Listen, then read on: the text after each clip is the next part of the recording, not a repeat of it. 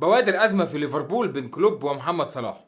النهارده كانت مباراة ليفربول وتشيلسي وانتهت بالتعادل 1-1. محمد صلاح قبل المباراة كان بيستهدف تحقيق رقم قياسي قوي جدا.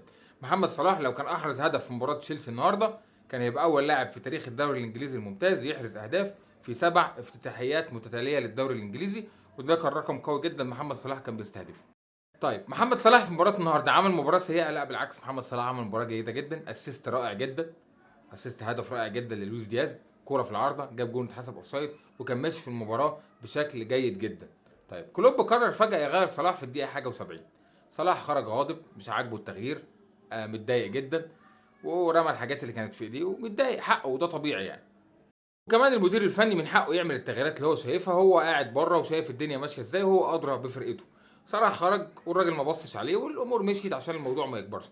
بعد المباراه تصريحات كلوب ما كانتش احسن حاجه، بيسالوه عن موضوع غضب صلاح، قال لهم انا ما يفرقش معايا موضوع الارقام القياسيه خالص، انا يفرق معايا الفريق، ما يشغلنيش اي حاجه تاني. هو صلاح مهتم بالارقام القياسيه والموضوع ده مش في دماغي. اعتقد الامور مش هتبقى احسن حاجه بين صلاح وكلوب الفتره الجايه، الموضوع ده اتكرر قبل كده كذا مره لكن المره دي كان اكثر حده شويه. فاعتقد الدنيا هتبقى صعبه الفتره الجايه ما بين صلاح ويورجن كلوب. هل محمد صلاح هيفكر في الرحيل عن ليفربول ولا الموضوع خلاص هيتلم سريعا؟